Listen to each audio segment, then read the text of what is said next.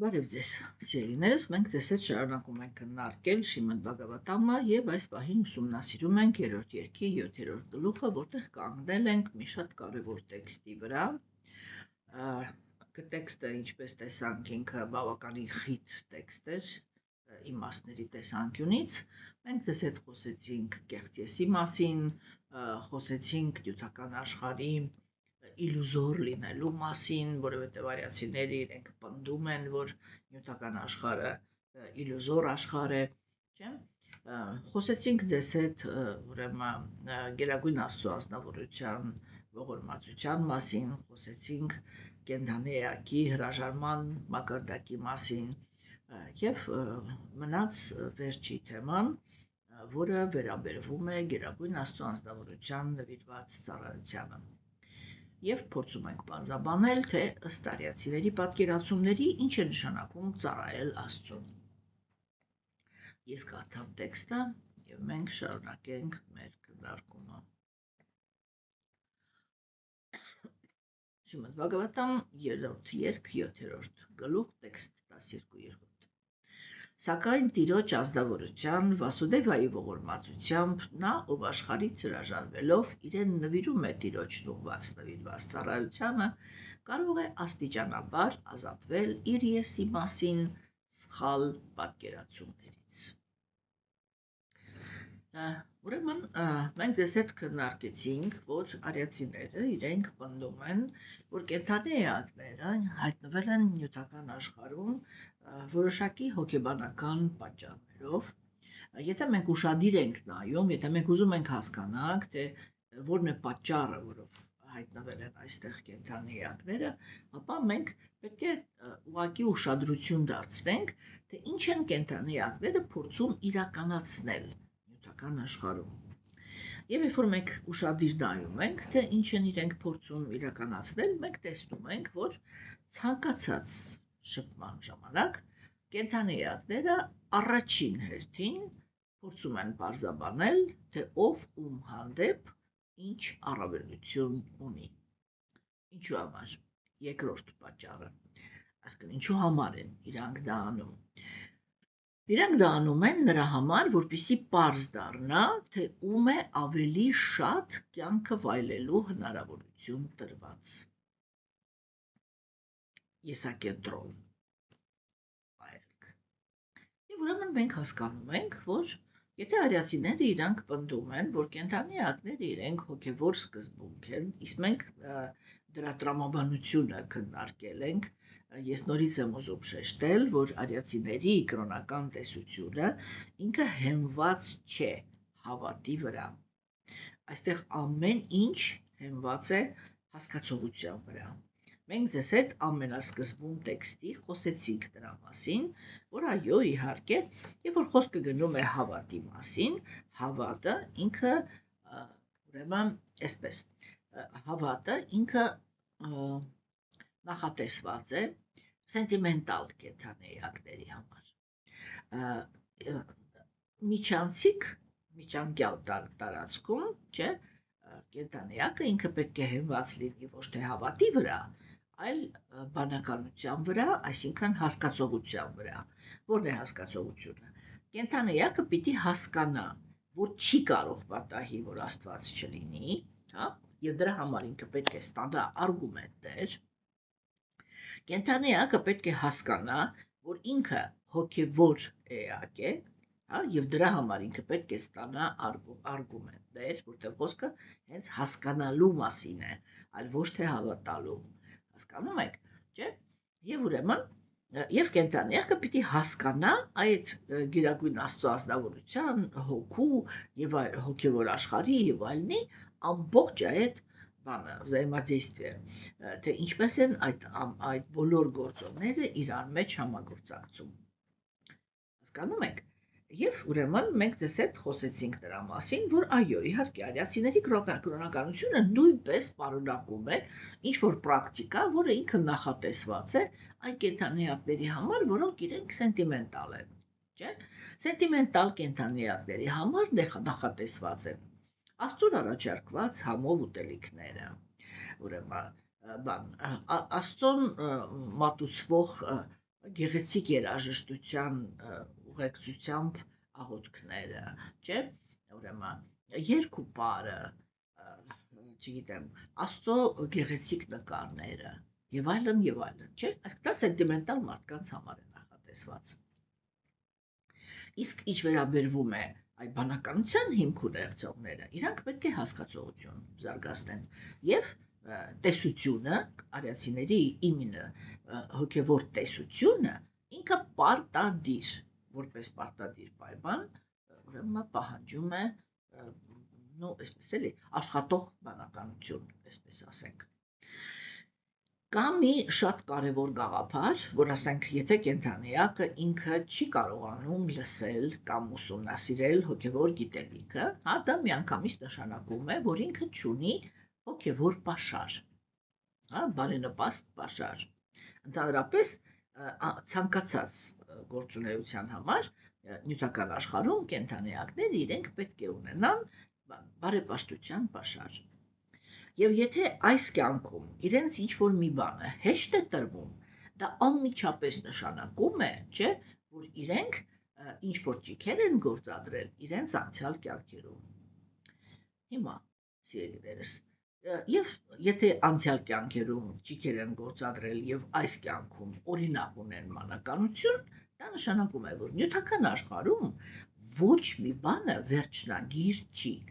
Նյութական աշխարհում ամեն ինչը, ամեն պահի կարելի է փոխել, հա, կարելի է սկսել փոխել, այսպես ասենք, չէ՞, եւ օրինակի համար, եթե ազնվորությունը ինքը հասկացել է տեսությունը, չէ՞, եւ այդ տեսության մեջ հասկացել է, որ ինքը հավերժ կենդանի է, իհարկե, չէ՞, ապա աշխատել այս կյանքում, ասենք, կարելի է, այո, իհարկե, մի ամբողջ կյանք էլ անցկացնել սենտիմենտալ դաշտում, չէ՞, բայց կատարել գործողություններ, որոնք քեզ կապահովեն աշխատող բանականություն հաջորդ կյանքի համար։ Որն են այդ գործողությունները։ Այդ գործողությունները կոչվում են պրակտիկ նվիրված ծառայություն։ Եթե մենք խոսում ենք բhakti յոգայի մասին, ապա այդ պրակտիկ նվիրված ծառայության մեջ գերազանց ներգրավում է Շիլա Պրաբհուպադը։ Հա, որովհետև ինքը ստեղծել է այնպիսի համակարգ, որ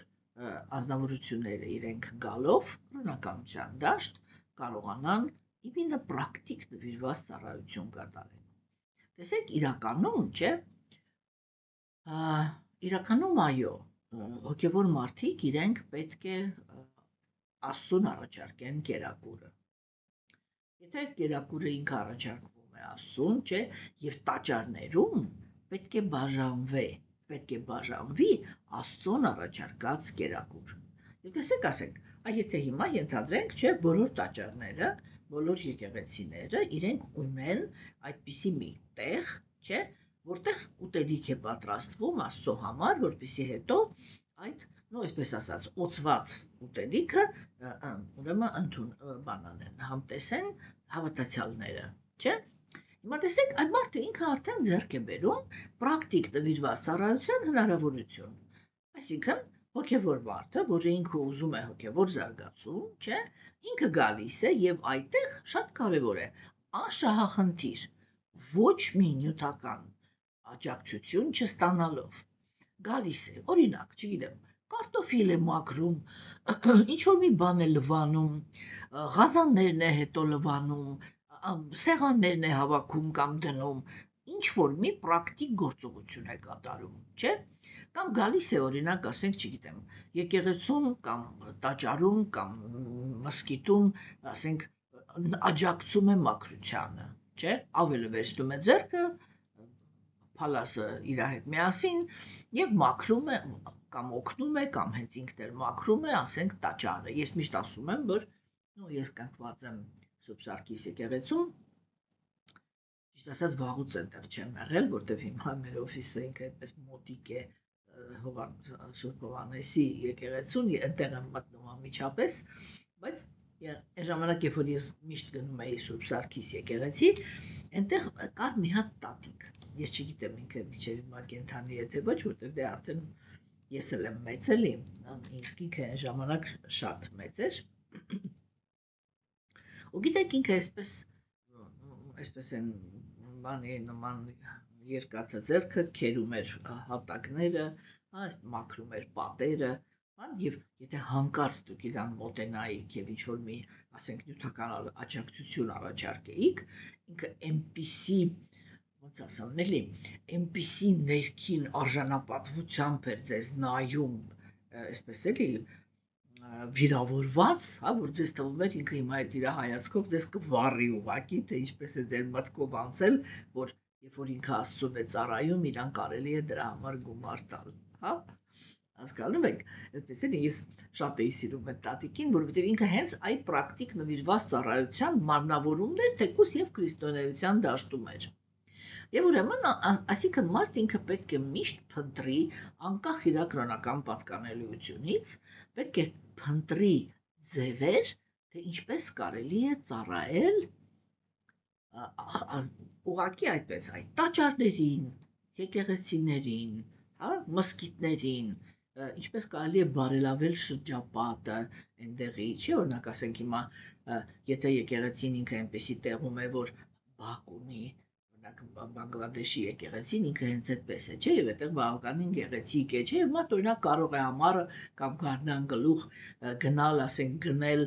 վարդի թուփեր կամ ինչ-որ մի բույսեր կամ սերմեր կամ եսի մի ինչ բերել, առաջարկել կամ եթե թույլ կտան հենց ինքն էլ փորի, տնկի, այդպես ջրել, գեղեցկացնեն այդ տարածքը, հասկանում եք,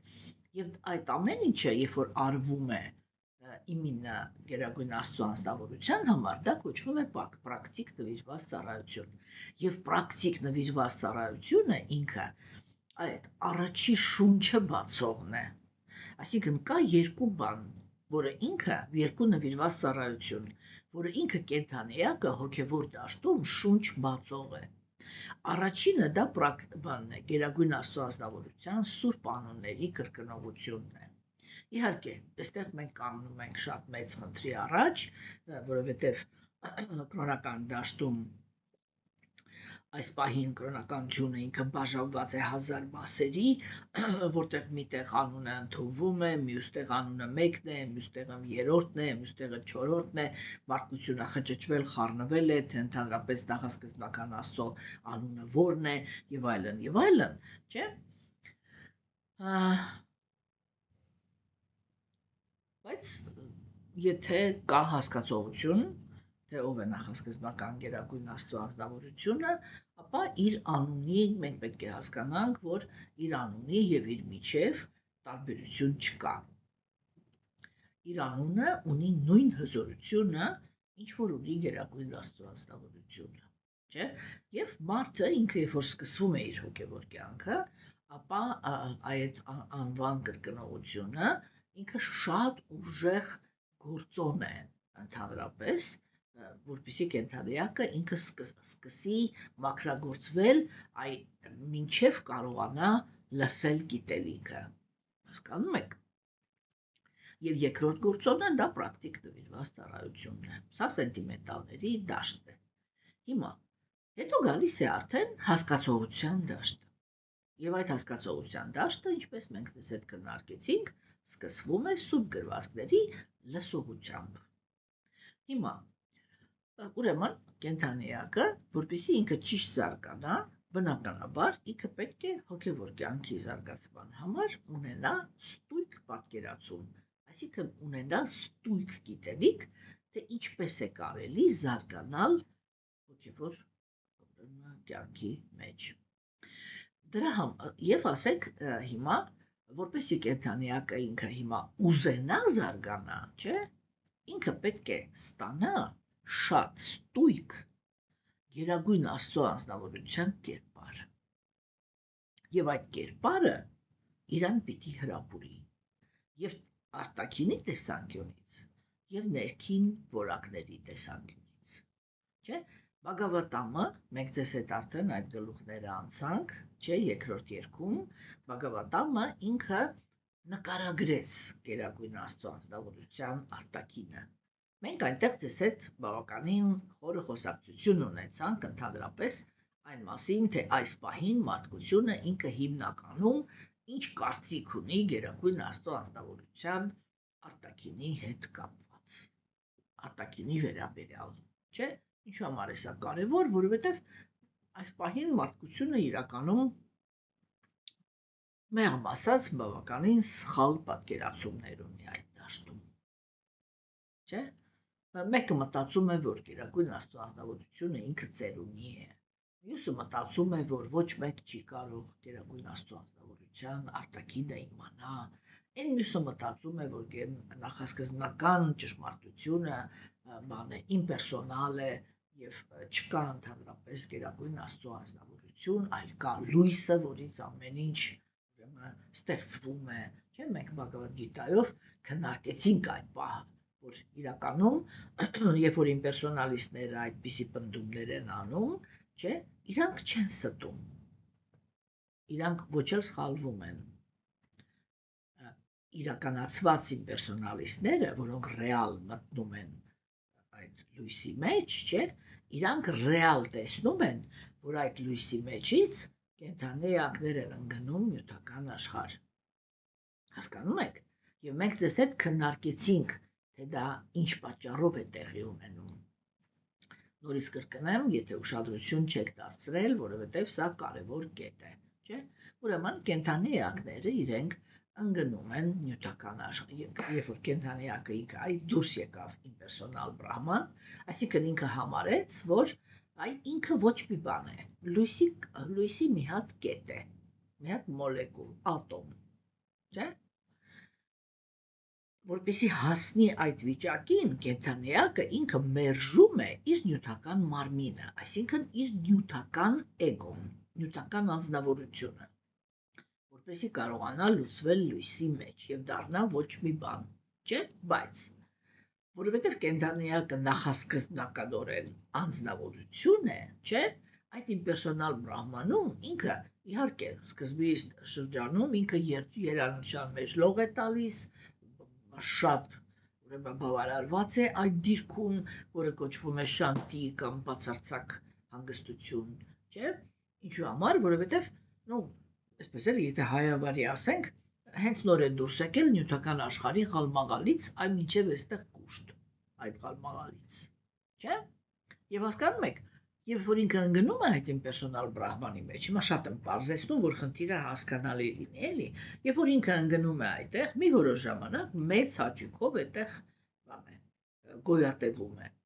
բայց միևնույն է, հետ առաջ իր ակտիվության պահանջը նորից զարթնում է։ Հասկանում եք, եւ երբ որ այդ պահանջը զարթնում է, ինքը որակավորում չունի, որպեսզի կարողանա այդ իմպերսոնալ բրահմանը ճեղքի անցնի եւ կարողանա դուրս գալ հոգեվոր բազմազանության աշխարհը, ինչու չունի, որտեղ ինքը նախապատրաստված չի, ինքը հոգեբանորեն նախապատրաստված է այդ ոչինչին։ Ու դրա համար ինքը ստիպված է լինում վերադառնալ նյութական աշխարհ, որպեսզի այնտեղ հանդիպել պերսոնալիստ հոգևոր ուսուցիչներին։ Երբ որ ինքը այնտեղ հանդիպում է պերսոնալիստ հոգևոր ուսուցիչներին, իրանք առայժմ գյանը յոգայի մեջից են, չէ՞ գնում իմպերսոնալ բրահման, ինքը այնտեղից վերադառնում է եւ սկսում է զբաղվել դհյանա յոգայով, այսինքն մեդիտացիոն յոգայով։ Հասկացաք, եւ այդտեղ այդ process-ի վերջում ինքը հանդիպում է գերհոգուն, առաջի անձնավորությանը, կամ ես եւ կա Աստված։ Հասկանում եք, չէ՞։ Հետո նոր դրանից հետո գալիս է բhakti յոգան, այսինքն նոր դրանից հետո կենդանի էակը ինքը սկսում է ոնց իր մեջ ընդհանրապես քննարկել, որ ինքը ինչ որ հարաբերություններ է ուզում այս անձնավորության հետ, որին ինքը հիմա տեսնում է իր սրտի մեջ, կամ իր սրտից դուրս։ Այստեղ արդեն դա կարևոր չի։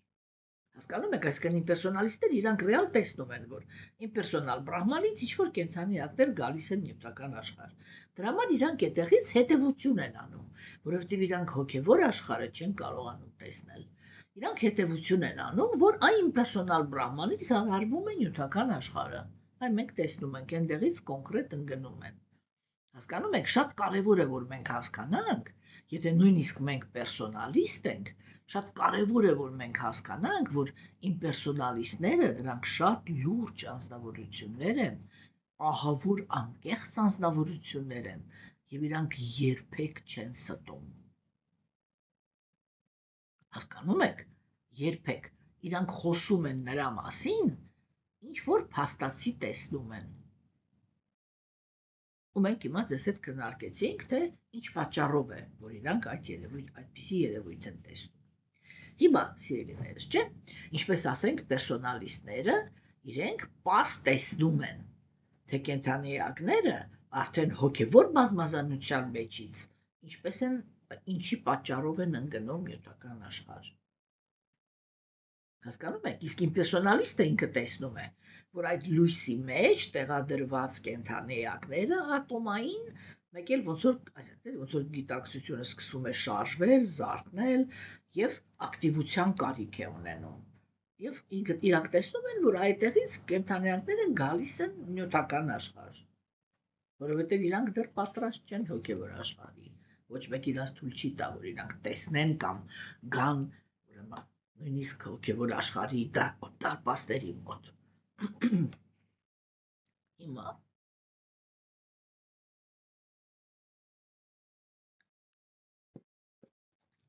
ուզում եմ ասել, որ բավականին այսպես էլի բազմազան է կարծիքները Աստծո մասին, բայց նրանք, ովքեր այո, չեմ վախենում այդ խոսքից, ովքեր որ խորը բանականություն ունեն, իրենք շատ արագ հասկանում են, թե Գերագույն Աստծո անձնավորությունը վերջնականում ով է, ինչու է հենց ինքը Գերագույն Աստծո անձնավորություն, եւ մեծ հաճույքով սկսում են կրկնել նրա սուրբ անունները։ Սա ծառայություն է մատուցված Գերագույն Աստծո անձնավորությանը։ Հիմա, տեսեք, արիացիներ իրենք ասում են, որ սուրբ անվան կրկնողությունը ինքը պետք է այսպես էլի զուգահեռ բոլոր փուլերին, հոգևոր զարգացման բոլոր փուլերին պետք է ուղեկցի հոգևոր մարդուն։ Եվ մենք ձեզ հետ խոսեցինք նրա մասին, որ ինչքան էլ ուզում ես տարօրինակ թվա, բայց առաջին լուրջ նվիրված ծառայությունը, որը Գերագույն Աստծո անձնավորությունը ընդունում է արդեն որպես գիտակցված ծառայություն մատուցված իրան, դա լսողությունն է։ Այսինքն, երբ որ անձնավորությունը ինքը ուսումնասիրում է սուրբ գրվածք։ Միլիոն անգամ խոսացել ենք դրա մասին, որ սուրբ գրվածքները լինում են 3 տեսակի, հորինված մարդու կողմից, ճշմարիտ, բայց կիսատ եւ ճշմարիտ եւ լիարժեք։ Քննարկել ենք, թե ինչպիսի թեմաներ պետք է իր մեջ ներգրավի իրական հոգևոր սուրբ գրվածքը։ Ես կրկնեմ, նյութական աշխարհի ֆիզիկական եւ հոգեբանական նկարագիրը, հոգևոր աշխարհի ֆիզիկական եւ հոգեբանական նկարագիրը, հոգու նկարագիրը, Գերագույն Աստծո անձնավորության նկարագիրը եւ այս 4 գործոնների համակապվածության ուրեմն նկարագիրը։ Ինչքանով որ սուրբ գրվածքը ինքը իր մեջ պարունակում է այս թեմաները, ինքը այդքանով կատարյալ է։ Եթե չի պարունակում, կամ ասենք, եթե կիսատ է պարունակում, ինքը ճշմարիտ, բայց կիսատ սուրբ գրվածք է, չէ՞։ Իսկ եթե արդեն ինքը իր մեջ պարունակում է շովինիզմ, այսինքն ինչ-որ մեկին բարձր է դասում, ինչ-որ մեկին ցածր,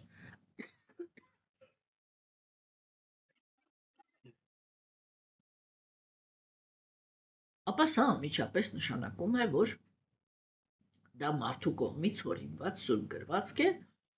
եւ նախատեսված չի նրա համար, որպեսզի կենդանիակները դառնան երջանիկ։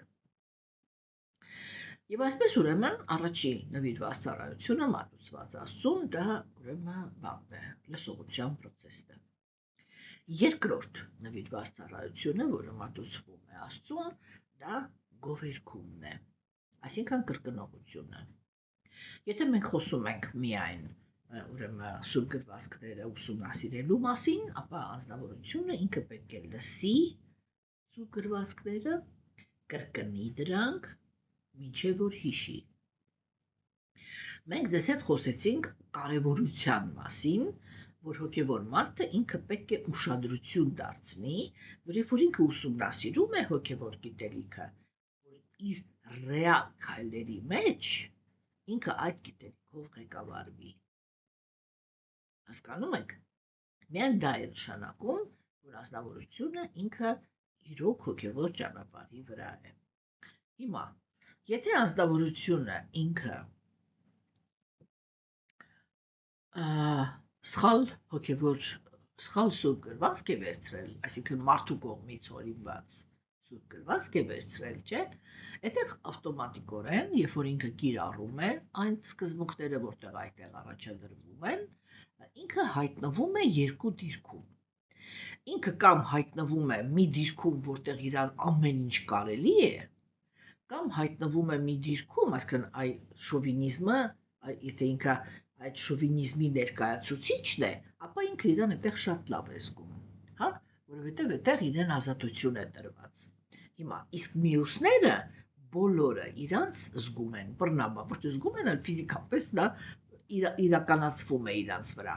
Իրենք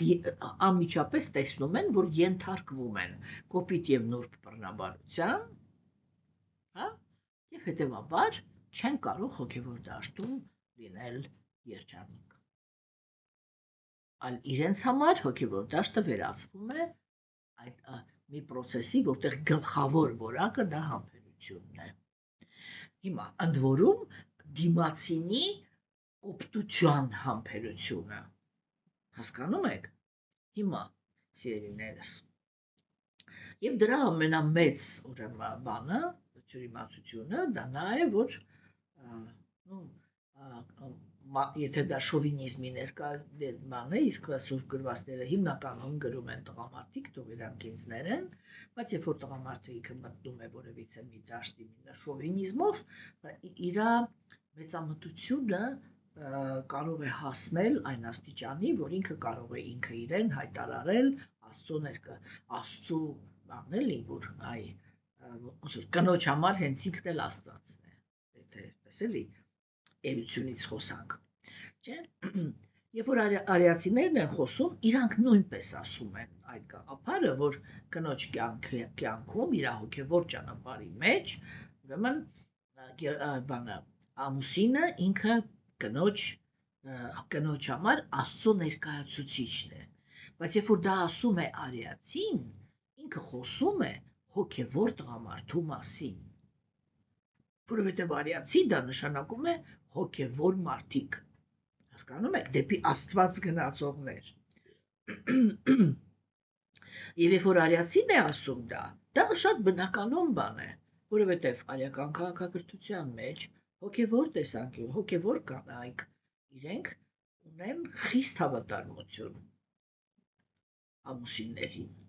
Հա, ինչու համար, որովհետև այդ ամուսինները իրանք այդպես է դեր լուրջ են խոսում, այդ ամուսինները իրենք առուրանի են հավատարմության։ Որենք ունեն շատ բարձր մակարդակի հավատարմություն, չէ՞։ Իսկ իրենց ամուսինները իրենց հերթին հոգևոր զարգացման ճանապարհով գնացող կենդանի էակներ են։ Հասկանում եք։ Եվ այդ դա է, որ երբ որ ասենք դա ինչ է նշանակում, էլի որ ինչի համար է դա արվում, որ հոգևոր ուսուցիչները իրենք հիմնականում լինում են տղամարդ։ Արիական քաղաքակրթության մեջ դա լինում են միայն տղամարդիկ եւ դա ճիշտ է։ Դա միայն աստվածամերժության դարաշրջանում է, որ Տեր Ճայտանյան ինքը փաստացի տղամարդկանց եւ կանանց մեջ դրեց հավասարության նշանը։ Հասկանում եք ինչու, որովհետեւ այս դարաշրջանում հիմնականում ծնվում են աստվածամերժ կենդանեակները եւ օրինակ եթե կինը ինքը հոգեվորի մեջ հաստատված է, իսկ տղամարդը ինքը աթեիստ է, այստեղ տղամարդը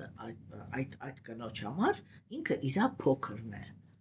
որի մասին ինքը պետք է հոգ տանի։ Հասկանում եք, կոնկրետ լինելով այդ տղամարդու համար որպես հոգևոր ուսուցիչ։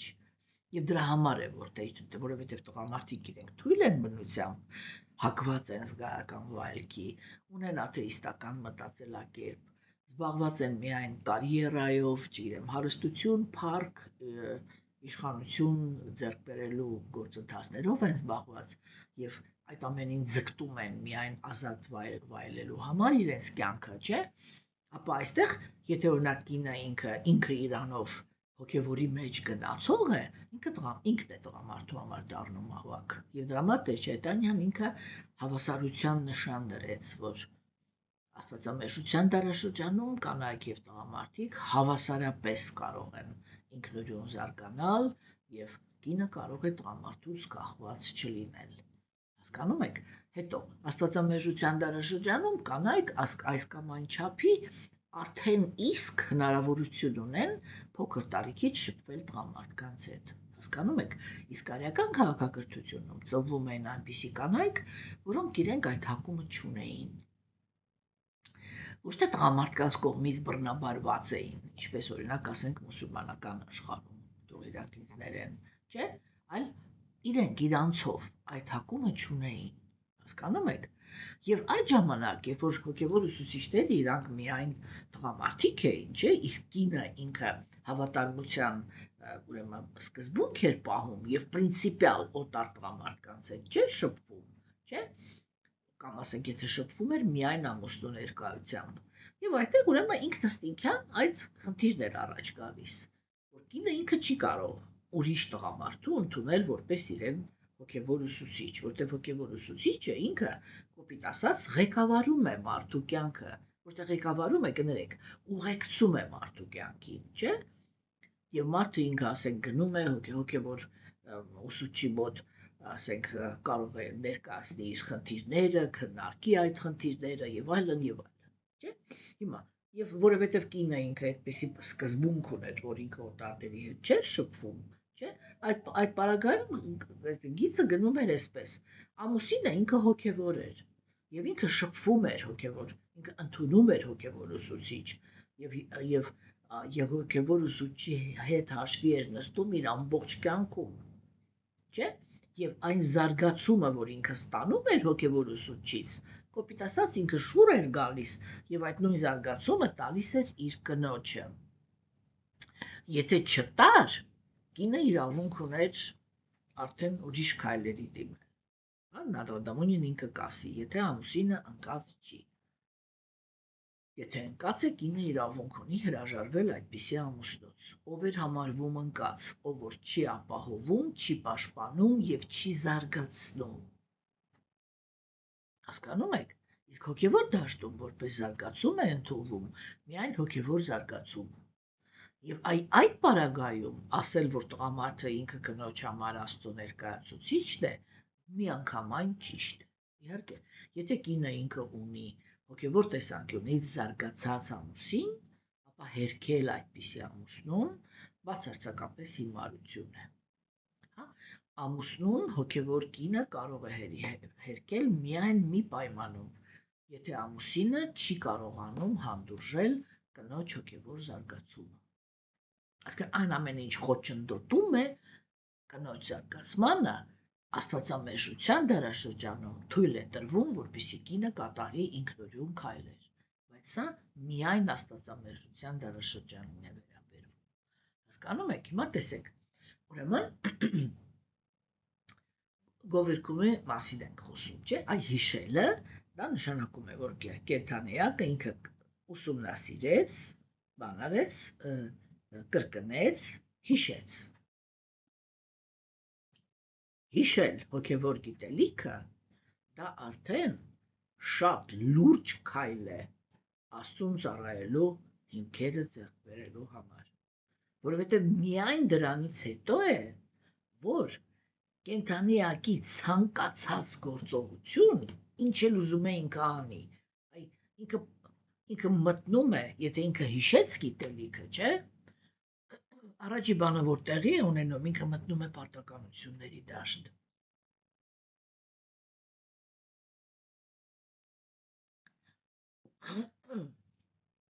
Հասկանում եք, ինքը մտնում է պարտականությունների դաշտ,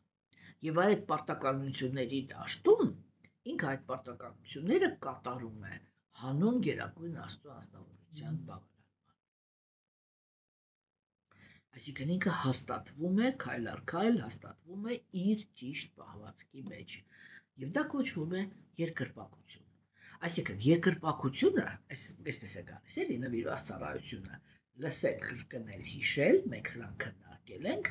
եւ երբ որ կենդանիակը ինքը հիշեց հոգեվոր գիտելիքը, դրա հաջորդ քայլը գալիս է երկրպագելը։ Հասկանում եք։ Ուրեմն տեսեք, այստեղ շատ կարևոր է,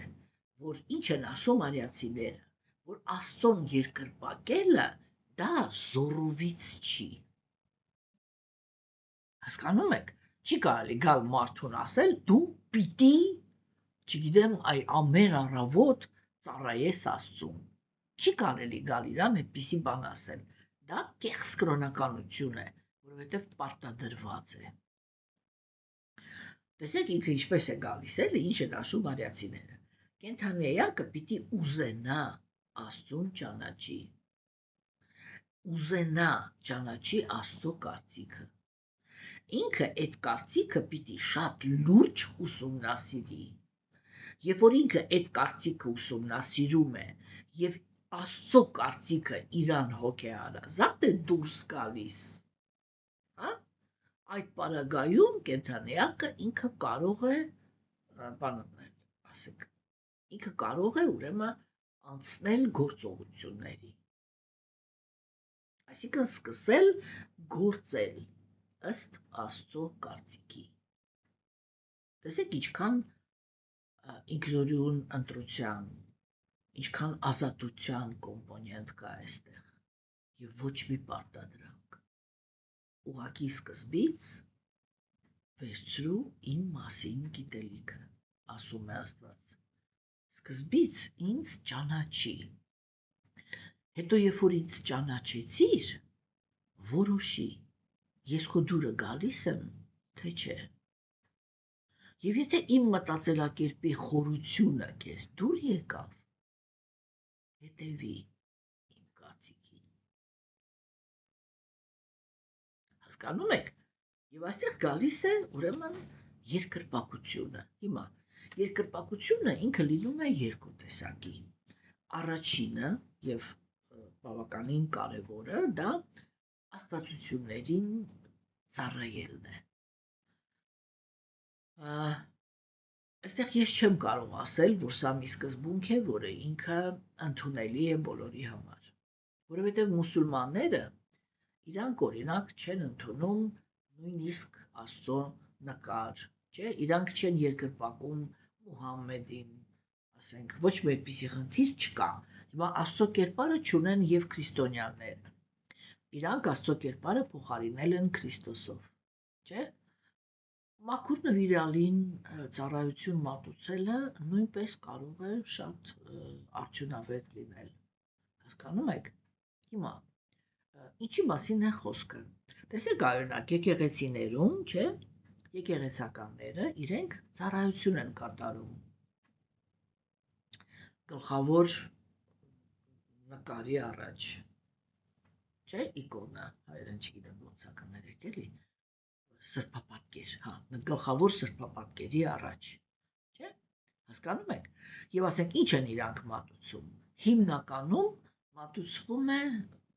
խունկը, խնկի ծուխը։ Արիացիները իրենք շատ ավելի, այսպես բան էլի, ավելի ճոխ բան են առաջարկում, այսինքն որն է խնդիրը։ Իրանք գերագույն Աստծո անձնավորությանն են առաջարկում նյութական աշխարհի 5 տարերքները։ Աստծուն առաջարկվում է հոտավետ փայտիկներ։ Բլագավոնիա։ Հիմա շատ մարդիկ օգտագործում են դա, ասենք, հոտավետ փայտիկները օգտագործում են նաև բուդդիստները Չինաստանում, չէ՞։ Եվ ընդհանրապես Չինաստանում, Ճապոնիայում հոտավետ փայտիկները իրենք շատ ընդունված են, չէ՞, ընդունված են ամենտեղ, որտեղ բուդդիստներ կան, եւ իհարկե ընդունված են Հնդկաստանում։ Հիմա, սիրելիներս, չէ՞, այսինքն ինչի մասին է խոսքը։ Տեսեք, հաճելի հոտը, դա օդի տարերքն է։ Եվ գերագույն Աստծո անձնավորությանը այդ տարերքների էլեմենտները, երբ որ առաջարկվում են, դրա ներքին իմաստը կայանում է նրանում, որ անձնավորությունը ինքը հասկանում է, որ տարերքների տիրակալը Գերագույն Աստծո անձնավորությունն է, հա? Եվ իրականում, երբ որ կենդանիակը ինքը գալիս է նյութական աշխարհ, չէ, իր գլխավոր գաղափարը ո՞րն է, որ ինքը ուզում է լինել անկախ վայելող։ Հիմա այդ անկախ վայելողը, չէ, դա բան էլ այսպես խնդրահարույց իրականում մտածելակերպ է, որը մենք տեսնում ենք, որ կենդանիակը ինքը այդտեղ այդպես մեծ հաջողությունների չի հասնում, մեկ հասնում է, երբ որ գնում է դրախտ, բայց հիմնականում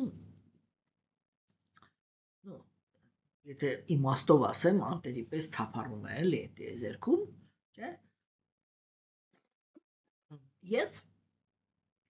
երբ որ կենդանիակը ինքը սկսում է երկրպագել, չէ՞, ինքը մինչև այդ մտածում էր հողը ստեղծված է իմ համար, օդը ստեղծված է իմ համար, հա, կրակը ստեղծված է իմ համար,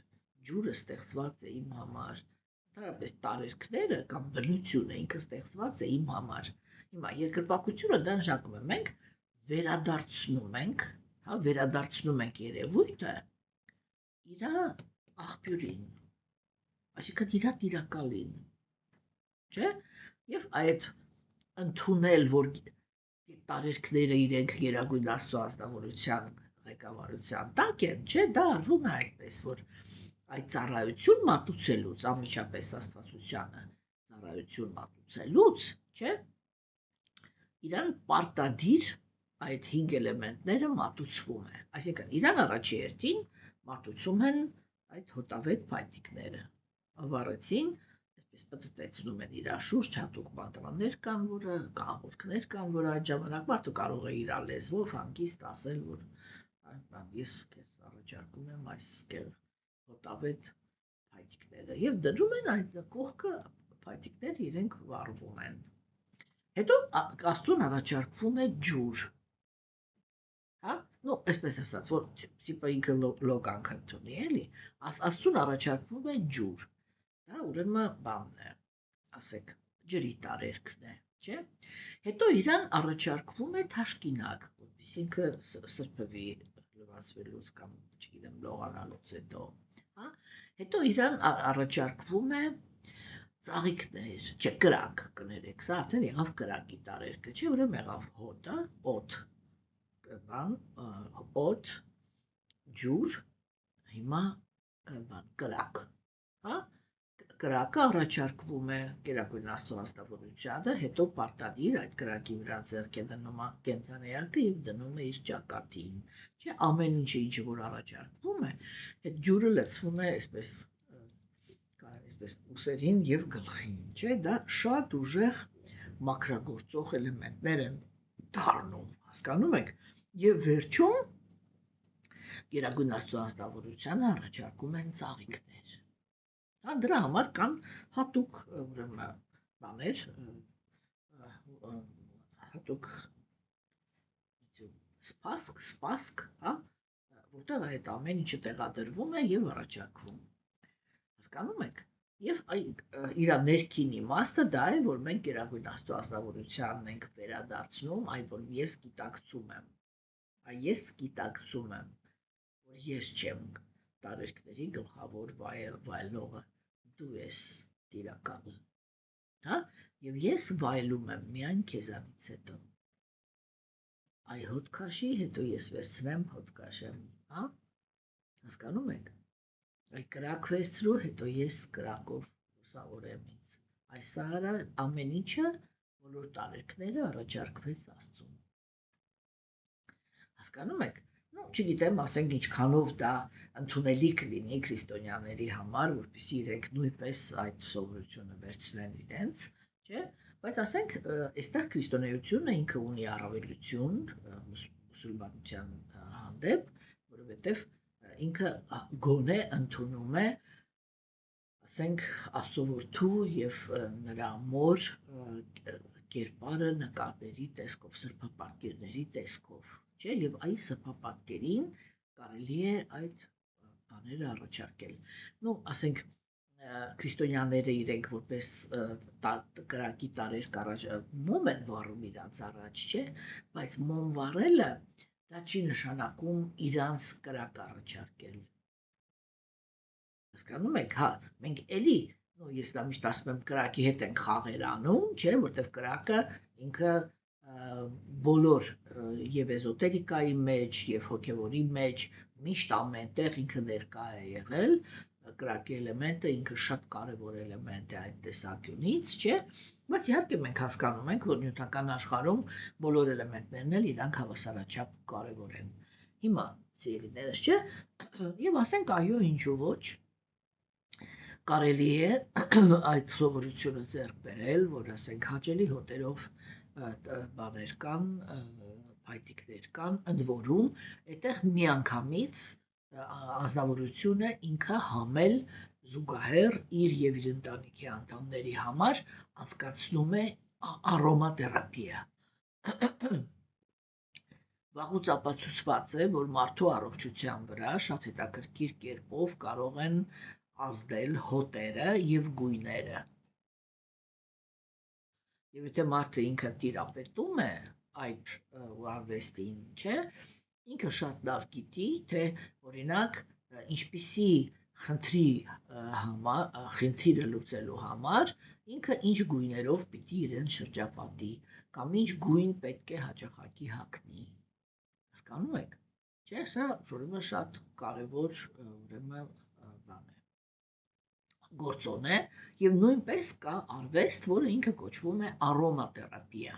այսինքն երբ որ բուժումը կատարվում է հոտերի միջոցով, չէ, եւ արիացիները իրենք կատարելապես տիրապետում էին այդ արվեստին, թե որ հոտերը ինչպիսի ազդեցություն են ունենում ազնվորության վրա։ Կան մարդիկ, որոնք իրենք շատ ուժեղ ջղայնանում են փայտիկների հոտերի վրա, հա, դա իրականում խոսում է միայն մի բանի մասին, հա, որ իրանք իրականում եւ հոգեբանական եւ ֆիզիկական մարմնի տեսանկյունից լուրջ խնդիրներ ունեն։ Հա, դրա համար հոտերը, այսպես էլ մի քիչ ակտիվ հոտերը իրենց ջղայնացնում են։ Հիմա, ուրեմն սա առաջին երկրպագությունն է։ Երկրորդ երկրպագության ձևը դա պարտականությունների կատարումն է։ Ես կասեմ այսպես, որ իհարկե Գերագույն Աստծո ազնվորության համար այդ պարտականությունների կատարումը ինքը շատ ավելի կարևոր է, կներեք, հա, այնպիսի բանի խաղերի մեջ է, էլի սարական։ Հա? Ուրեմն շատ ավելի կարևոր է, չէ, քան երկրպագությունը։ Ես այդպես եմ համոզված, որ Գերագույն Աստծո ազնվորությունը ինքը շատ ավելի մեծ բավարարվածություն է ստանում, երբ որ կենդանիակը իր պահվածքով է ծառայում Գերագույն Աստծո ազնվորությանը։ Հա, ինչու համար, որովհետև պահվածքով ծառայել Գերագույն Աստծո ազնվորությանը առաջին հերթին նշանակում է սովորել հարգել ուրիշ մարդկանց։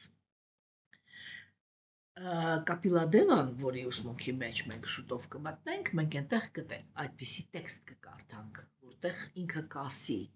նա ով ընդունում է ինձ, բայց արհամարում կամ ատում է ուրիշ կենդանի էակներին, նրա նվիրվածությունը գտնվում է տգիտության մեջ։ Հասկանում եք։ Այդ դրա համար եմ ես ասում էլի, որ իրական կրոնականությունը ինքը պիտի համախմբի մարդկությանը։ Դա, գիտեք ոնց է, այլ ոնց որ պետությունների ղեկավարները իրանք միշտ մնում են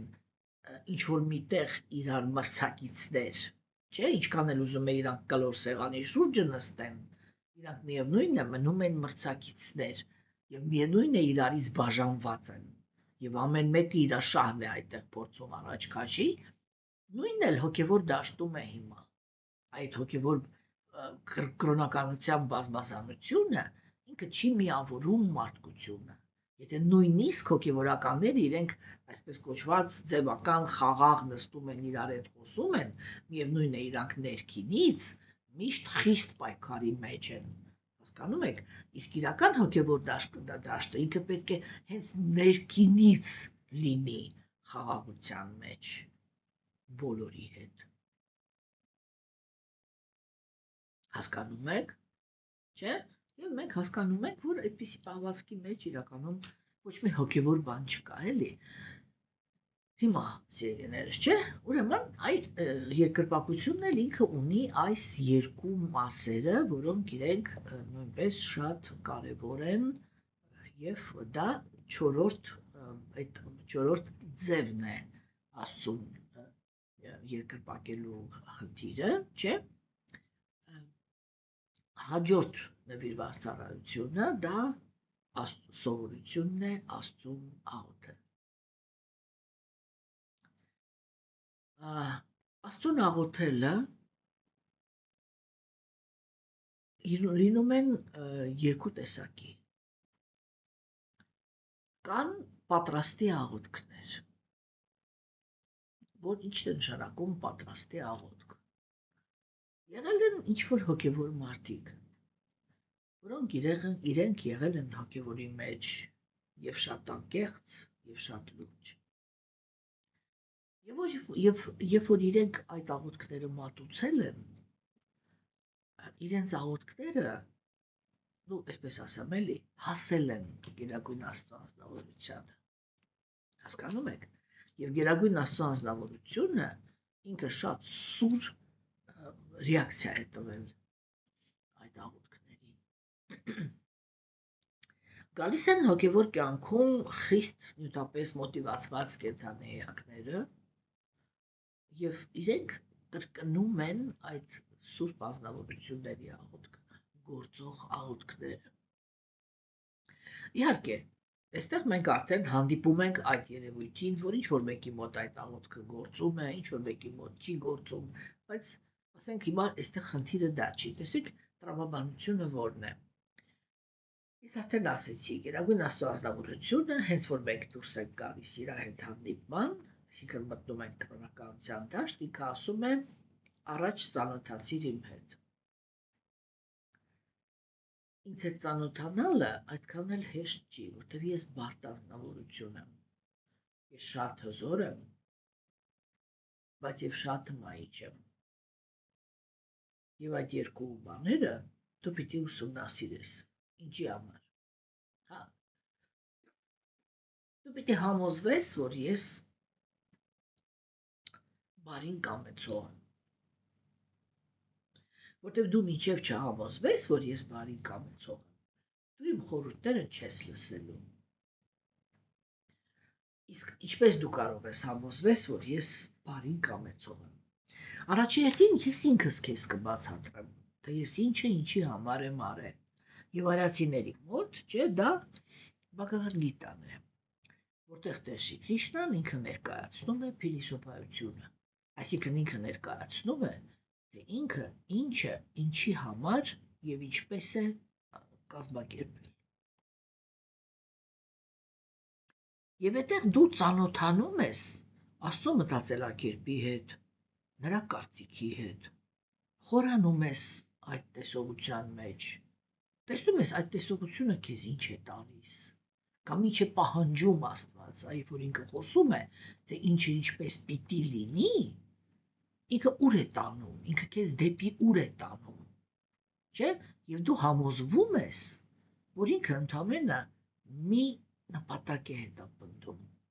բերել ինքդ քեզ քո ամենալուսավոր կողմերի հետ ծանոթության։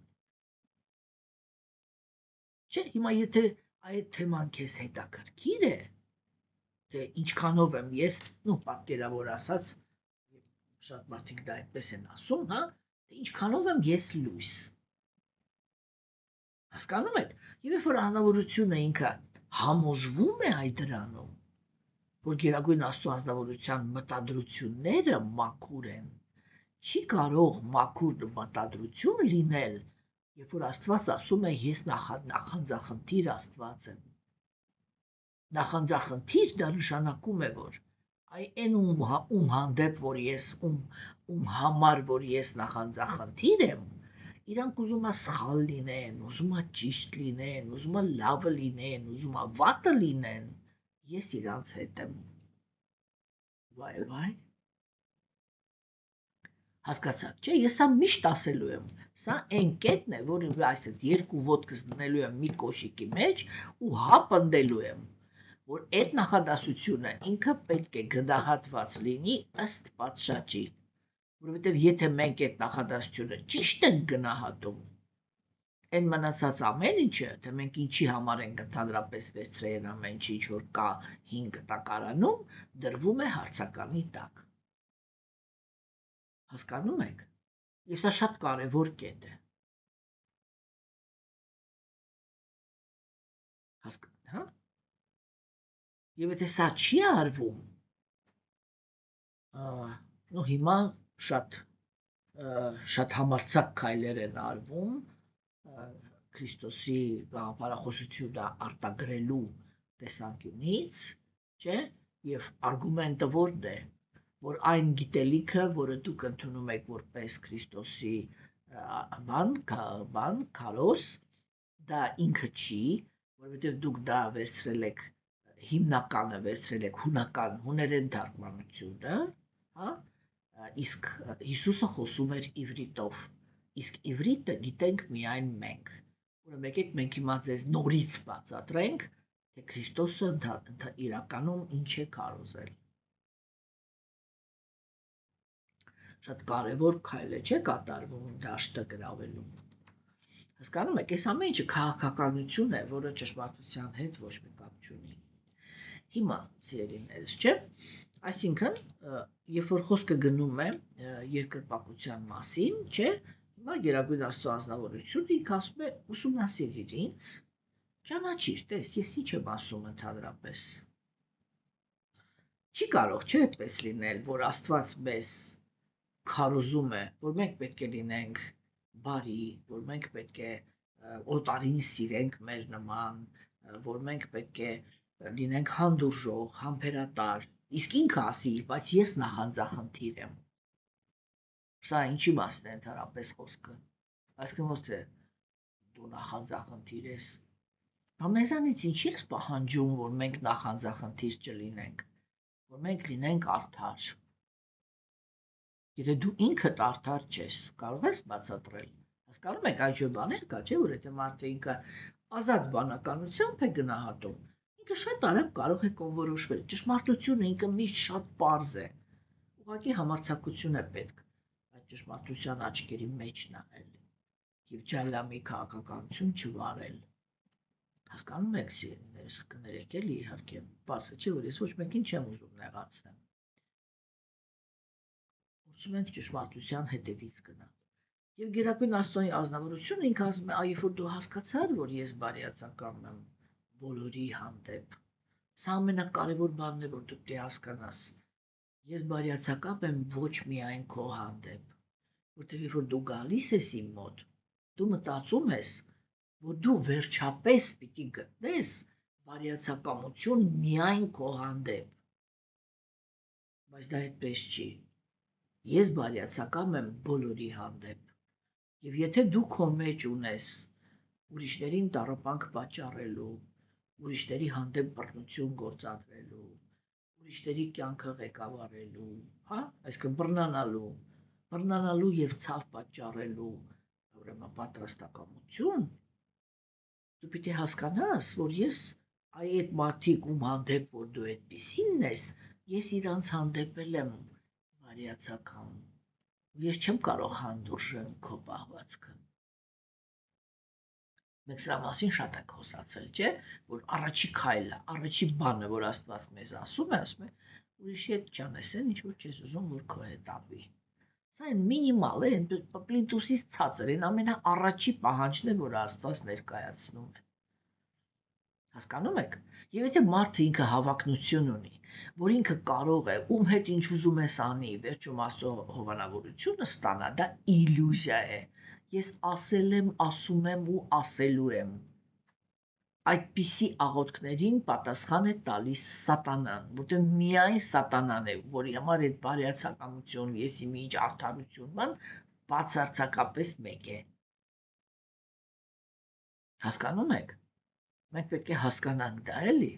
այդ կետերը իրանք շատ կարևոր են, չէ՞։ Եվ հիմա տեսեք, եւ այ երբ որ կենդանիակը ինքը այն մի հատ իրան այդ տեսանկյունից է նայում, ու սկսում է կարգավորել իր պահվածքը,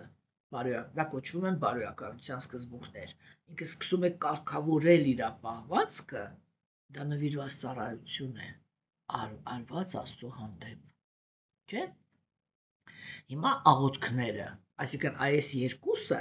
տեսեք, կենդանիակը ինքը հաջորդաբար լսեց, կրկնեց, հիշեց, եւ եթե հիշեց, այսինքն հիշեց, դա նշանակում է, որ այն ամեն ինչը, որ ես լսեցի ու ուսումնասիրեցի, իմ դուրը եկավ, դրա համար ես սա ուզում եմ հիշեմ։ Ես ուզում եմ հիշեմ։ Հասկանում եք, եթե ինձ ասում են դու պարտավոր ես հիշես, հասկանում ես, չես հասկանում, կարևոր չի, դու մեկ է չես հիշելու։ Եվ իսկ դա ինչ է տալիս, երբ որ դու չես հիշում գիտելիքը, երբ որ գալիս է իրադրությունը, դու գործում ես սովորականի պես, ըստ քո բանականության։ Բայց եթե դու լսեցիր, ուսումնասիրեցիր,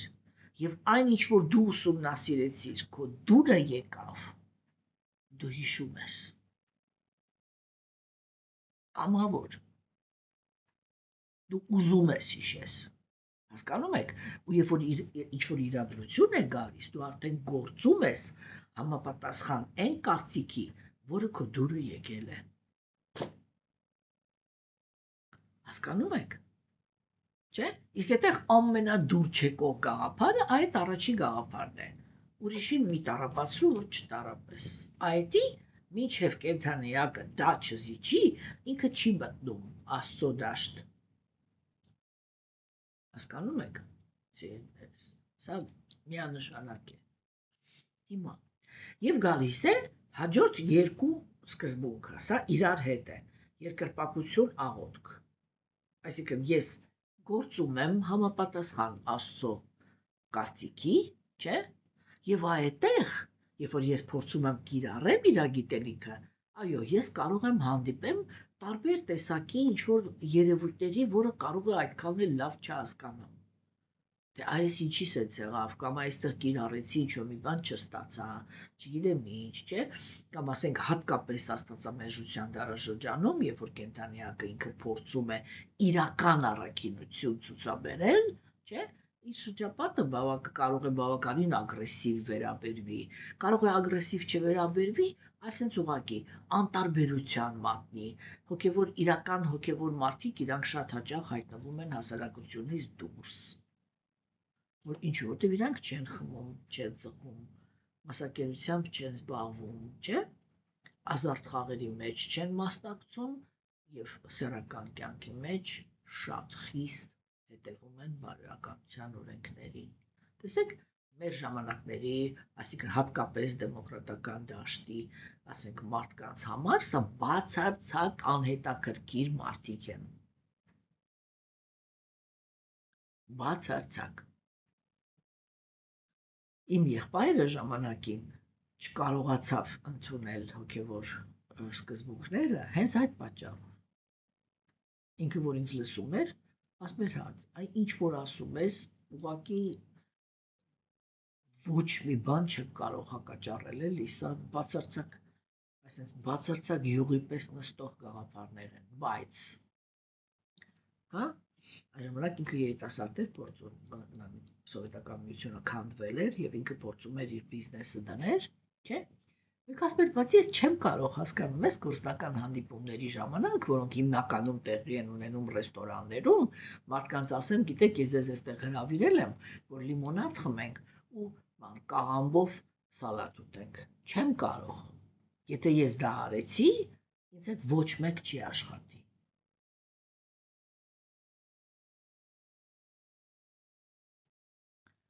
Հասկանում եք, սիրելիներս, չէ՞։ Օրինակ այո, իհարկե ասենք Միացյալ Նահանգներում, որը ինքը ազատության տարածք է համարվում, իհարկե հիմա դա արդեն թաղվել է, բայց երբ որ համարվում էր, չէ՞, այդտեղ ինչ սկզբունք կար, որ կարևորը դա նա էր, թե մարդը ինքը ինչ ֆունկցիա է կատարում։ Եթե ինքը իր ֆունկցիան, եթե ինքը պրոֆեսիոնալ է գործի մեջ, իրաց համար բացարձակ մեկ էր թե ինքը խորոված է ուտում, թե կաղամբ, կամ ծխում է, թե չի ծխում, բացարձակ մեկ էր։ Չէ՞, բայց մեր մշակույթի մեջ օրինակ Հիմա իհարկե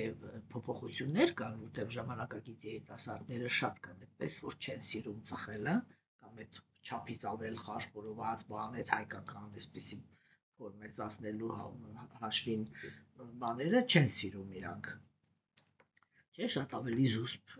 կյանքով են ապրում, բայց իրանք էլ սեռական իմաստով են շատ ազատ ապրում, չէ։ Եվ իրանց համար իհարկե այդպիսի ազնվորությունը բացարձական հետաքրքիր է։ Եվ երբ որ մարդը ինքը գնում է այդ ճանապարհով, ինքը հայտնվում է հասարակությունից դուրս,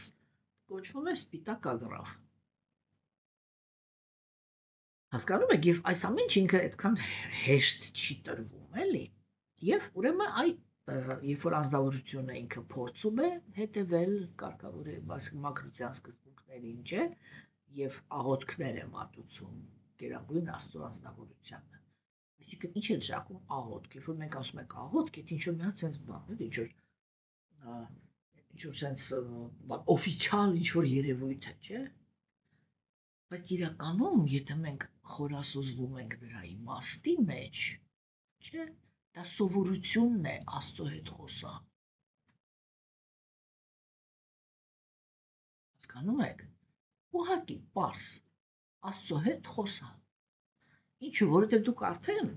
երբ որ լսում եք Աստծո մասին, դուք համոզվել եք, որ ինքը ամենաբարյացականն է։ Չէ՞։ Եվ Աստծո հետ կարելի է ոչ թե միայն ուղղակի խնդրել ինչ-որ մի բան։ Իր հետ կարելի է պրոստը խոսալ։ Ավելի լավ է իր հետ խոսալ, քան հոգեբանի։ Եթե այդ տեսանկյունից վերցնենք, չէ՞։ Եվ տեսեք հիմա ինքը ասում է, եկավ երկրպագելու ծառայությունը եւ Աստծո հետ խոսալը Աստված ընդունում է որպես իրան ծառայություն։ Եվ որ դուք իրան բանի տեղ եք դնում։ Հասկանում եք, չէ՞։ Եվ տեսեք, այստեղ այսպես միանգամից գալիս է մի հատ թռիչք։ Գերագույն Աստծո ազնվորության ոտնաթաթերին ծառայել։ Չէ՞։ Ես միշտ ասում եմ, կան հոգևոր հեղինակություններ, որոնք իրանք այսպես են էլի սա թվարկում։ Պիտի լսի, պիտի կրկնի, պիտի հիշի, պիտի երկրպագի, պիտի ուրեմն աղոթի, պիտի ծառայի։ Բայց երբ որ մենք այդ պիտի բառը դնում ենք այս բոլոր բառերի առաջ, չէ՞, մենք կորցնում ենք ամենակարևոր բանը։ Ո՞րն է այդ ամենակարևոր բանը։ Ամենակարևոր բանը դա նա է, որ կենդանիակը ինքը ուզում է լսի։ Երբ որ լսում է, այնպիսի գիտելիք է ստանում, որ ուզում է կրկնի, որ հասկանա։ Երբ որ հասկանում է, այնքան է դուր գալիս, որ ուզում է հիշել։ Երբ որ հիշում է, ուզում է կիրառել։ Հասկանում եք։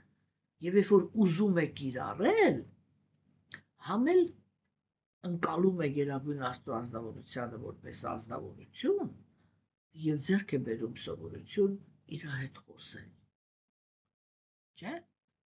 Ու տեսեք, այս երկուսից հետո մեկ էլ գալիս է ուզում է ծառայել։ Այսինքն ուզում է կատարել Աստծո կամքը։ Առանց քննարկելու,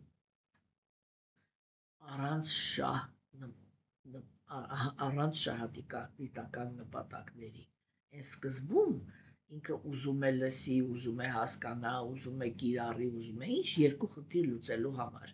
Նյութական տառապանքից ազատվի, նյութական երջանկության մեջ հաստատվի։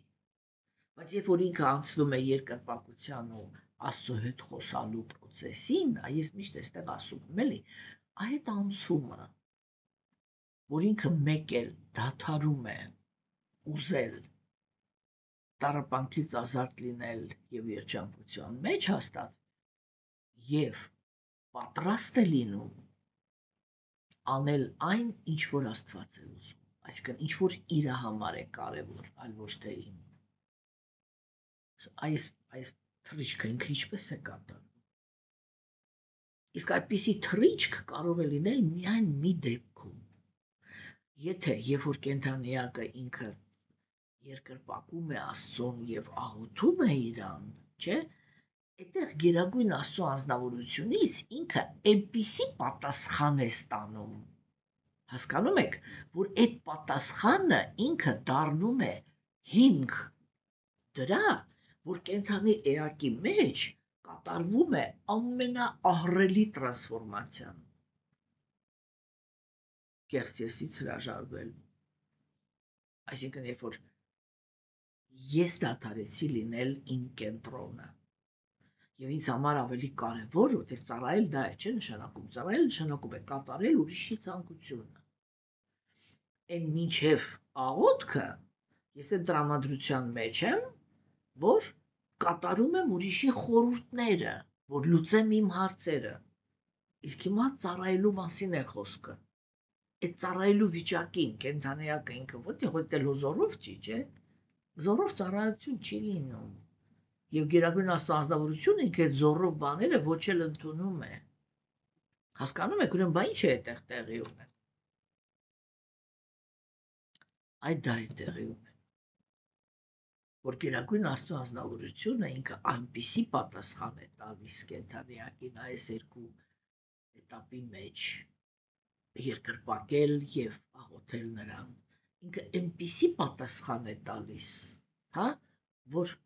կենդանիակը ինքը այդ հեղափոխությունն է իր մեջ ապրում, այդ տրանսֆորմացիան է ապրում։ Հասկանում եք, որ գերագույն Աստծո անձնավորությունը ինքը արժանի է, որ իր ցանկությունները կատարվեն։ Չէ՞, հիմա իսկ ինչ արդյունքներ է ստանում կենդանիակը, երբ որ ինքը սկսեց այդպես ծառայել, որ ինքը հիմա կատարում է գերագույն Աստծո անձնավորության բաները, ցանկությունը։ Տեսեք, եւ 7-րդ ծառայությունը դա բանն է, սանսկրիտ կոչվում է դասյամ, այսինքն գերագույն Աստծո անձնավորության բան էլի պարուչենիա, ոնց է հայերեն։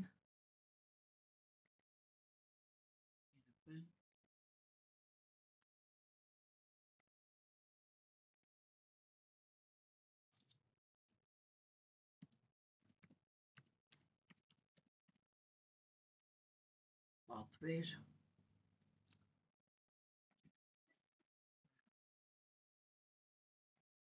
Երբ որ ինքը ինչ-որ մի բան վստահում է, որ դու անես, հա? Հասկանում եք, տեսեք, այսա այդ կատարել գերագույն Աստծո անձնավորության պարուչենյաները, էլի հայերեն բառը չեմ գտնում, կներեք իմ այս բանին, որտեղ պատվերը հետի լրիվ ուրիշ բանի մասին է։ Չէ՞։ Այս ինչ է նշանակում։ Այսա ինչ է նշանակում, որ գերագույն Աստծո անձնավորությունը երկրպագելու եւ աղոթելու քո սովորությանը այնպիսի պատասխան տվեց, որ դու պատրաստ ես իրան ծառայես, չէ՞։ Երբ որ դու եկար այդ պատրաստակամության մեջ, որ պատրաստ ես իրան ծառայես, ինքն էլ տեսավ, որ դու արժանի ես վստահության։ Որովհետև մինչև գերագույն Աստծո անձնավորությունը մեզ չվստահի, ինքը մեզ ոչ մի, հիմա այդ խոսքը ասեմ էլի, ոչ մի հրահանգ չի տա, որ ասենք, ես ուզում եմ, որ դու այս անես, երբեք։ Մենք միշտ կմնանք ընդհանուր բան էլի, ընդհանուր ուսուցումների դաշտում։ Երբ որ ինքը Բhagavad Gita-ում ընդհանուր առմամբ ասեց ամեն ինչի մասին իր կարծիքը, չէ՞։ Եվ մենք այդ կարծիքը ուսումնասիրում ենք եւ համաձայն այդ կարծիքի շարժվում ենք։ Բայց երբ որ կենդանիակը ինքը սկսում է անձնական պարուչենիա, էլի։ Իրոք տեսնում կարող եմ մի քիչ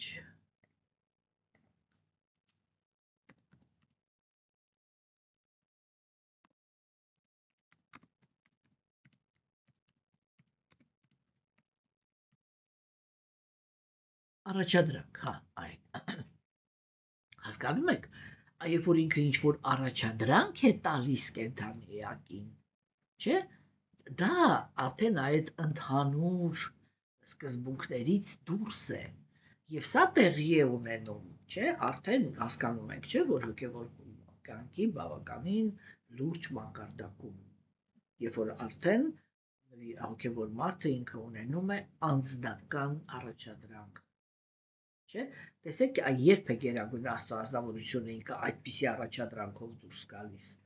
երբ որ կենդանի էակը պատրաստ է իրան ծառայել, եւ դա կամավոր է,